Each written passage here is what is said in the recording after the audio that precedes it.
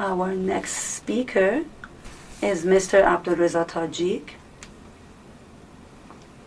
He is a journalist who has worked in many newspapers who are banned, and the newspapers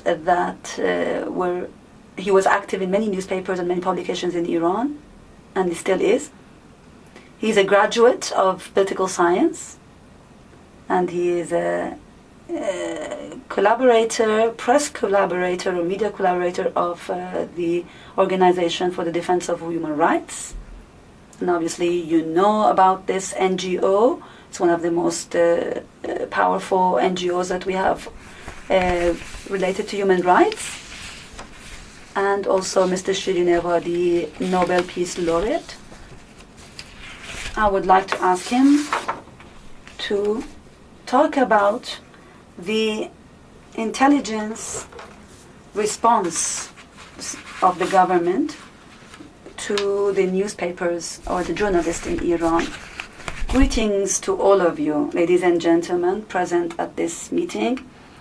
I would like to, first of all, to thank the organizers of this gathering, wish them all the best. They have seen all their efforts in this past year, and many of the friends have also been witness of their efforts in this very short time.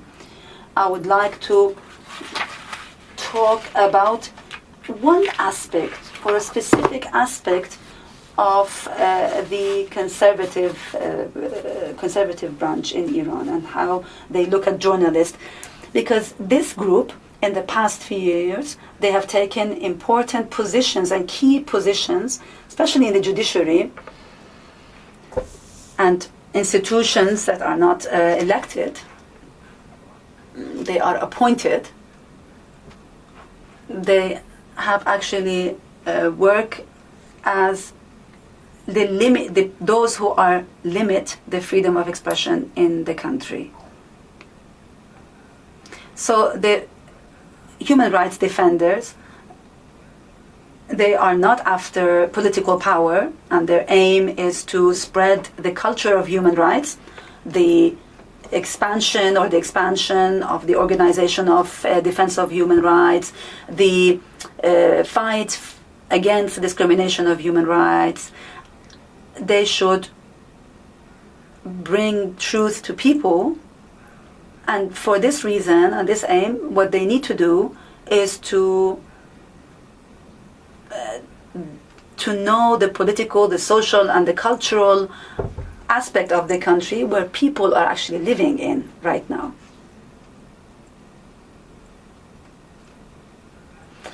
I would like to start my speech from this point, and I would like to talk about what has happened in the past few years.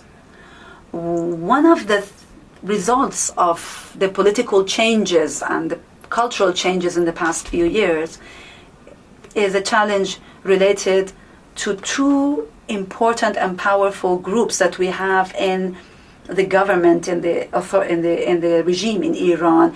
At some points the color has faded away, and in some other points of history they become stronger.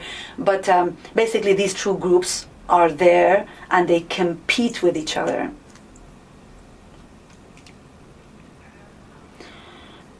If the reformists who are look for a change, I don't talk about the political party here. There are people who want the freedom of expression. They believe in dialogue between different groups.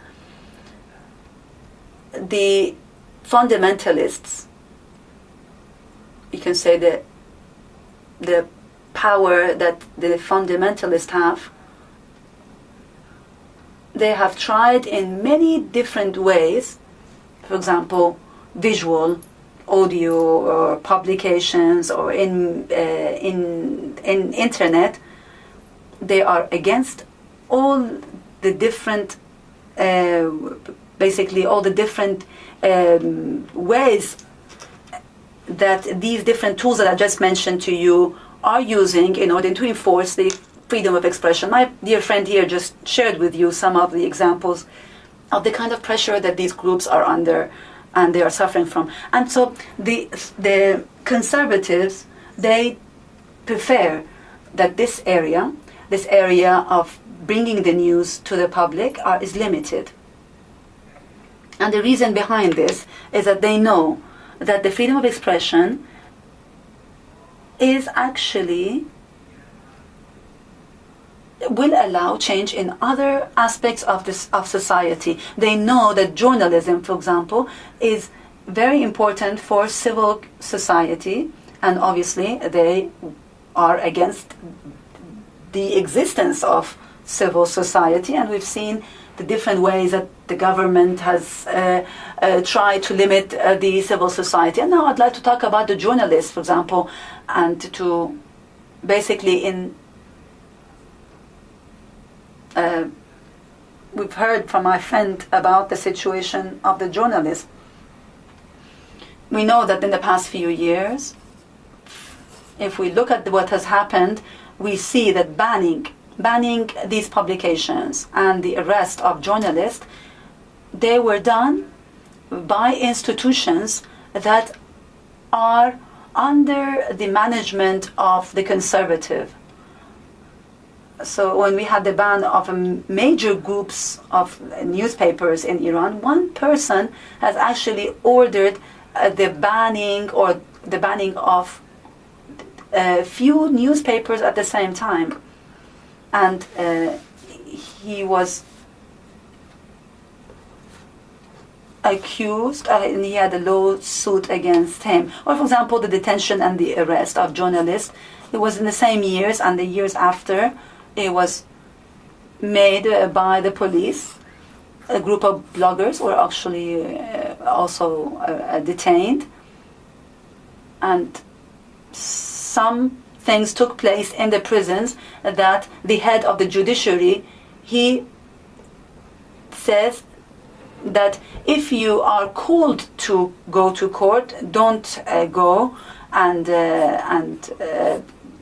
we can also see the examples of different officials from the government and how they have oppressed people and how they have helped other groups within the government in order to get to their aims. What I would like to come to is right now is a judiciary in the past few years as an institution that is not elected.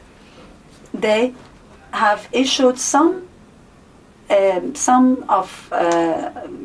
sentences to do the following: that if anything that is being done that affects the national security or the national ethics, then we will not talk about freedom of expression. What they want to say is that they try to justify what they do by saying that if you do anything and you think it's done under the freedom of expression, but it's against the security or threatens the security, national security, then you will be detained for that.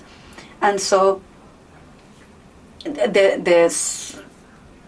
because some of these expressions are actually defined in a different way, then they can abuse this, or they can use that in order to justify what they are doing. And in this way, they use the judicial power that we have in the country that should be independent, that is not elected. They can use them as a tool in order to do what is of their own interest. We have seen and heard this in different people who were detained. Those who were detained by the Sepah or by other groups, they have said publicly to a prisoner, it's me who will issue your sentence. I will decide whatever I want, and I will tell the judge to basically obey what I tell him. And so what we say that these courts that are not independent, they have shown with their doings that they are not independent. They use putting under threat the security of the country, or this affects the security of our people, of our ethics, of our religion, then we are justified to do and to say whatever we want. And so the struggle of the human rights defenders against the activities of a regime that tries to control people's thoughts. What we have to do is think and work on how we're going to take out these limitations and how we're going to suppress these limitations. So what we have to do as defenders of human rights is not to get angry, to have animosity towards the government, because as from the beginning I had said that the human rights defenders are not under or they're not after political power. And so it's very important that the defenders, the human rights defenders, they try to make known what the violators of human rights do, and talk about the role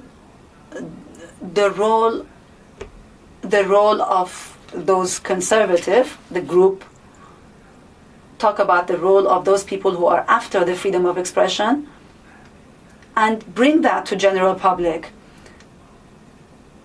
and strengthen this group in the society, and allow in this way that the laws that are against human rights are changed and are modified in the country.